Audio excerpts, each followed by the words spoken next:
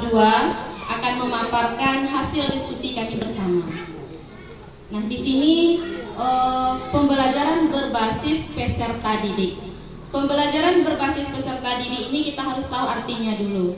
Pembelajaran berbasis peserta didik ini atau pembelajaran yang berpusat pada peserta didik itu artinya proses belajar mengajar berdasarkan kebutuhan dan minat peserta didik. Nah, model pembelajaran yang berpusat pada peserta didik itu dirancang untuk menyediakan sistem belajar yang fleksibel sesuai dengan kehidupan dan gaya belajar siswa kita. Pertanyaan yang pertama, apa yang telah saya lakukan? Nah, di sini kami gaya belajar peserta didik itu berbeda-beda, maka seorang guru harus bisa menentukan metode dan pembelajaran yang sesuai dengan karakter peserta didik tersebut. Maka yang pertama kali saya lakukan mungkin sama dengan teman yang lain, yaitu kami juga melakukan asesmen. Nah, dalam asesmen diagnostik dan non kognitif. Nah, kendala apa yang telah ditemui? Kendala yang kami temui adalah pada saat melakukan asesmen tersebut, anak-anak tersebut menjawab soalnya itu seolah-olah mereka memiliki karakter yang kinestetik. Padahal di saat pembelajaran itu sangat berbeda. Mereka bisa menjadi anak yang hanya mendengar saja, tidak seperti yang mereka ceritakan pada saat menjawab. Mungkin kendalanya karena melihat teman sebelah. Nah, itu bisa jadi. Nah, kemudian solusi yang telah dilakukan bersama teman sejawat. Nah, di sini kami melakukan solusi yaitu pendekatan dahulu yang dilakukan kepada murid tersebut. Kenapa dia berperilaku seperti itu? Nah, kemudian seorang guru itu juga harus bisa melakukan pembelajaran dengan metode-metode yang bervariasi. Nah, kebetulan 1 bulan yang lalu Pak, saya mengajar di kelas 3. Kemudian pada saat sekarang baru 1 minggu ini saya mengajar di kelas 2. Ketika mengajar di kelas 3 itu saya mengadakan metode dengan media benda konkret seperti perkalian, pembagian, pengurangan. Itu saya bawa anak keluar. Kalau nggak salah ketika itu Bapak pengawas pas lagi lewat.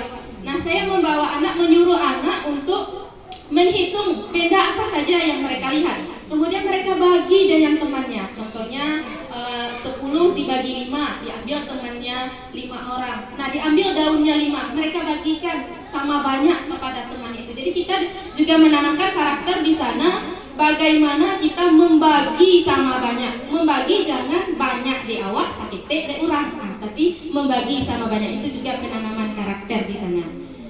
Kemudian ketika di kelas 2 yaitu ada pembelajaran tentang simbol. Tanda simbol ada tanda besar, ada tanda kecil. Nah, jadi di situ ada perbandingan bilangan. Jika bilangannya kecil, maka anak ini akan bergerak seperti bunga kuncup. Nah, jika simbolnya besar, dia bergerak seperti bunga mekar. Nah, seperti itulah pembelajaran supaya anak-anak ini bisa lebih menarik dan lebih tertarik dengan pembelajaran yang kita berikan. Solusi. Kemudian bantuan yang saya butuhkan. Nah, bantuan yang saya butuhkan adalah bantuan tentang membuat media pembelajaran yang menarik. Nah, kami di kelas 2 sudah berkomitmen bersama, kami membangun kerja bersama, kami sering duduk-duduk berempat. Kemudian kami di sana membagi media apa yang akan ditampilkan. Seperti Bezi itu membuat media pendidikan Pancasila, Bu Ena bahasa Indonesia, Ibu Farida matematika, dan saya seni. Nah, seperti itu kami berbagi terus. Kemudian bantuan yaitu kenapa medianya kami bagi-bagi. Jadi kami bisa memakainya seperti yang disarankan oleh Ibu, kita bisa memakai bergantian. Kemudian pertanyaan yang kedua adalah berbasis peserta didik. Nah, seperti yang telah kita lakukan di sekolah kita, bahwa setiap paginya kita ada pembiasaan tentang sholat duha. Nah, pembiasaan sholat duha ini sudah sesuai dengan tujuan pendidikan, yaitu beriman dan bertakwa kepada Tuhan Yang Maha Esa. Kita mengajarkan sholat duha ini ada penanaman karakternya. Yang pertama beriman dan bertakwa, disiplin, bagaimana mereka bisa datang pagi. Kemudian kekompakan itu bagaimana mereka bisa bersama membantangkan tikarnya bersama, dibantu oleh gurunya, bukan anak saja. Kemudian bertanggung jawab. Setelah mereka selesai sholat, bagaimana bisa mereka bertanggung jawab menggulung kembali tikarnya, meletakkan kembali mukenahnya di tempat yang telah disediakan. Kemudian menjaga kebersihan diri. Anak-anak dianjurkan untuk berwudu dulu di rumah. Itu tujuannya agar dia menjaga kebersihan dirinya. Nah, seperti itu. Kemudian apa kendalanya? Memang ada juga kendalanya, yaitu di dalam sholat, melaksanakan sholat itu anak-anak masih kurang tertib karena mereka masih kelas rendah, jadi agak sulit kita menertibkannya. Kadang, nah kalau sholat itu melihatnya ke bawah ya, nah ke tempat sujud kita. Tapi karena ada teman mungkin yang dari luar, ada juga nengok keluar. Seperti itu sulitnya kita. Kemudian disiplin.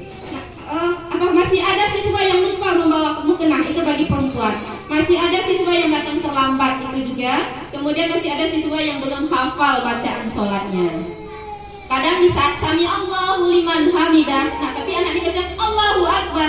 Tapi di sini saya sendiri, setiap anak sholat saya selalu mengikuti bacaan mereka, agar mereka bisa, itu cara kita memperbaiki bacaan anak. Kemudian solusi apa yang sudah diusahakan? Kita di grup, kita punya grup WA kelas masing-masing. Jadi di sana kita selalu mengingatkan agar anak bawa mukena, bawa bekal, berwuduk dari rumah, seperti itu terus Pak. Kemudian bagi anak yang sering datang terlambat, kita memanggil orang tuanya, kenapa, apa kendalanya, seperti itu. Kemudian bantuan seperti apa yang dibutuhkan, yaitu kita tidak boleh meminta bantuan langsung kepada sekolah, tapi kita berpikir apa bantuan yang perlu kita berikan terhadap anak ini. Nah, jadi di sini kita menyediakan mukena